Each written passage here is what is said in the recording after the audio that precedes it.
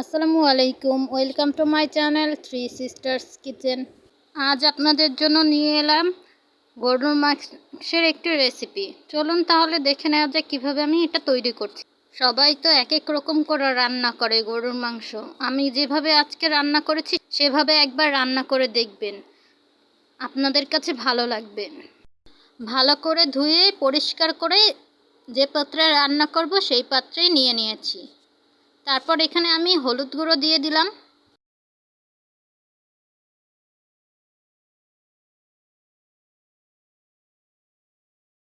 সাথে মরিচ গুঁড়োও দিয়ে দিলাম,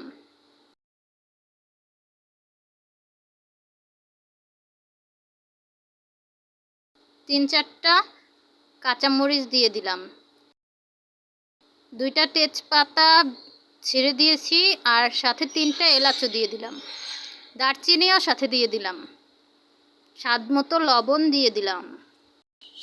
সব কিছু দেওয়া হলে হাত দিয়ে ভালো করে মাখিয়ে নেব। এটা আমি হাতে মাখিয়েই তারপরে একসাথে বসিয়ে দেব। আমি কিন্তু এখানে পেঁয়াজও দিয়েছিলাম, পেঁয়াজ কুচি, সেটাই স্ক্রিপ হয়ে গেছে। হাত দিয়ে একবার মাখিয়ে রান্না করে দেখবেন, খেতে অনেক মজা হয়।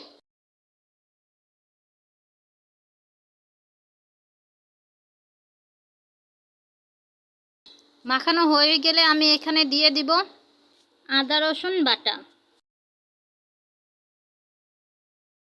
আরও কিছু পেঁয়াজ কুচি,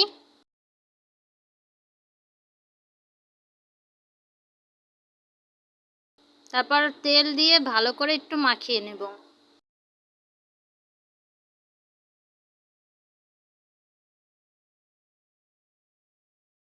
মাখানো হয়ে গেলে সামান্য একটু পানি দিয়ে তারপর জিরা গুঁড়ি তেল দিয়ে বসিয়ে দিয়েছি। তারপর এটাকে ভালো করে কষিয়ে নিতে হবে।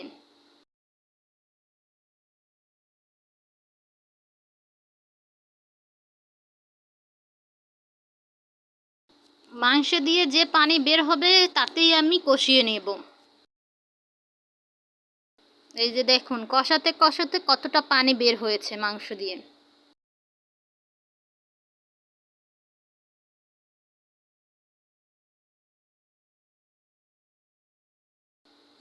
তারপর কষানোর জন্য আমি এখানে পানি দিয়েছি।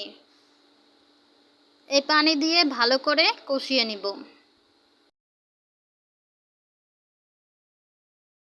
আর মাঝে মধ্যে নেড়ে চেড়ে দিতে হবে যাতে নিচে লেগে না যায়।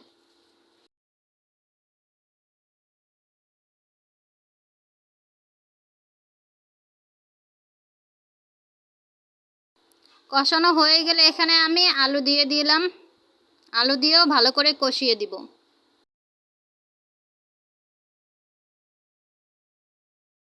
এইভাবে আলু দিয়ে একবার গরুর মাংস রান্না করে দেখবেন, খেতে অনেক মজা লাগে।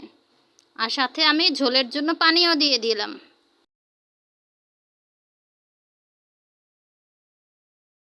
আমি এখানে দেখছি আলু চেক করে আলুগুলো সেদ্ধ হয়েছে কিনা। তারপর আরও কিছুটা পানি দিয়ে রান্না করলেই তৈরি হয়ে যাবে। ওঠানোর আগে সামান্য জিরে গুঁড়ো দিয়ে দিলেই তৈরি হয়ে যাবে গরুর মাংস। আপনারা এইভাবে হাতে মাখিয়ে একবার গরুর মাংস রান্না করে খেয়ে দেখবেন, খেতে অনেকটাই স্বাদ হয় হাতে মাখিয়ে রান্না করলে। হাতে মাখিয়ে রান্না করলে সব জিনিসই খেতে একটু বেশিই মজা হয়।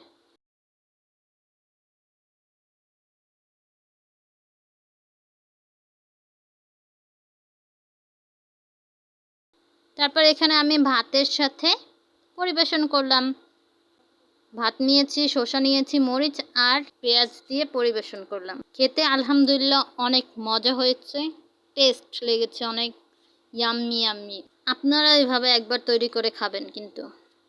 এতক্ষণ পর্যন্ত যারা আমার ভিডিওটি দেখেছেন তাদেরকে অসংখ্য ধন্যবাদ। ভিডিওটি ভালো লাগলে অবশ্যই আমার চ্যানেলটি সাবস্ক্রাইব করে দিবেন, আর পাশে থাকা বেল আইকনটিও প্রেস করে দিবেন। আর কমেন্ট করতে ভুলবেন না। আপনজনের সাথে থাকুন, আপনজনকে ভালো রাখুন। আল্লাহ হাফেজ।